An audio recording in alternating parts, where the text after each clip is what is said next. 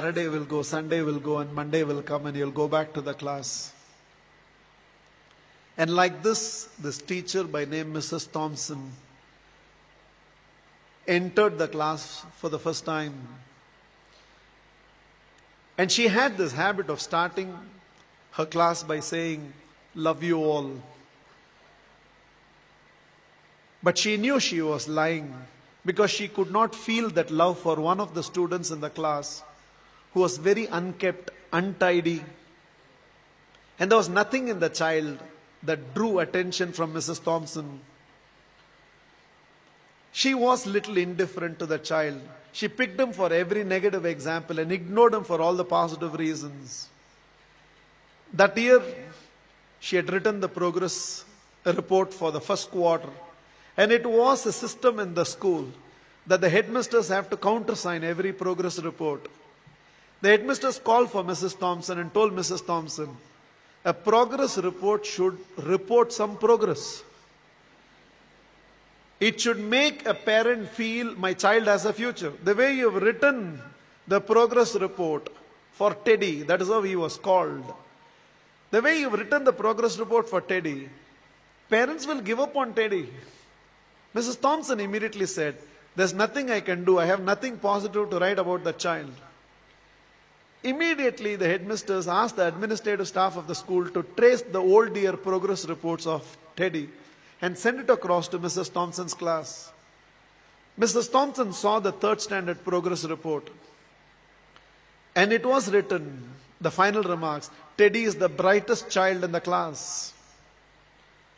She was stunned by what she read. She saw the fourth round progress report, and progressively all the remarks suggested that Teddy's mother was suffering from terminal cancer. She is not able to give the attention she used to give to Teddy, and it's just beginning to show up on the performance of Teddy. The fifth standard progress report read, Teddy had lost his mother and along with that himself. He desperately needs help, otherwise we will lose this child. By then there were tears in the eyes of Mrs. Thompson. She looked at the principal and said, I know what to do. And she went back to the class. Probably it was a Monday morning. She walked into the class and again from the dais of the class, looked at the class and said, love you all. But she knew she was lying. The love she was feeling for Teddy right now was far, far greater than the rest of the class. She decided that she is going to change her approach. For every positive reason, Teddy's name was called. There was no more a negative reference to the whole thing. The last day of the school came. All the children had brought some gifts for the teacher. There was only one gift which was wrapped up in an old newspaper.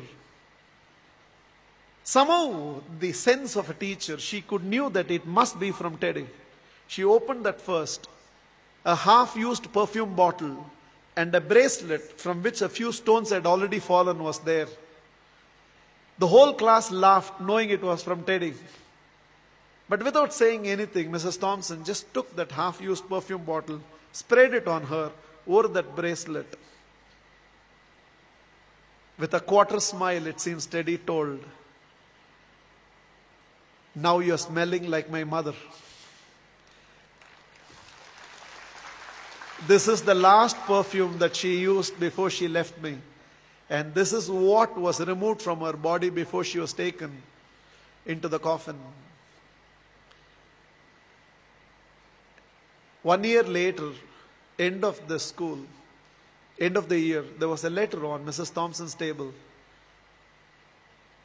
I have seen few more teachers, but you're still the best teacher I've ever seen. With love, Teddy. Every year till the end of the year, Mrs. Thompson used to get this letter from Teddy. I've seen few more teachers, but you're the best teacher I've ever seen, Teddy. Years rolled by, they lost contact. Somewhere an agent traced Mrs. Thompson, who had retired by now, and handed over a letter. And the letter was signed, Dr. Theodore, PhD.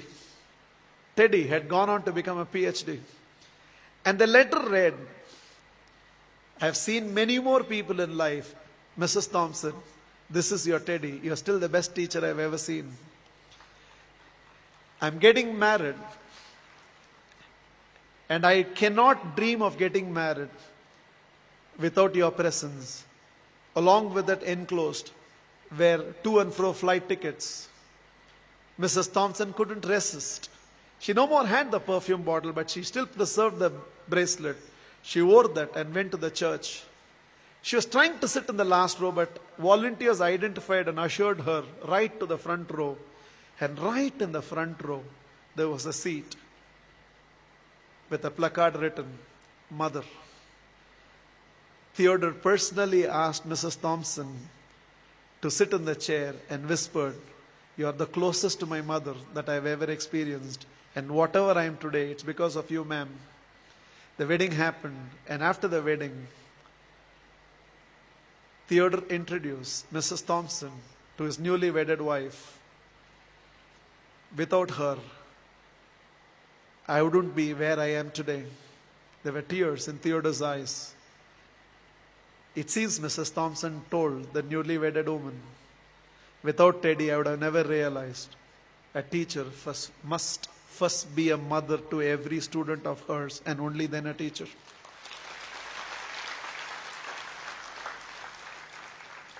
This is just my request to all of you. There is a Teddy sitting in your class. When you go back to your classroom on Monday morning, there is a Teddy in that class, and you can be that Mrs. Thompson.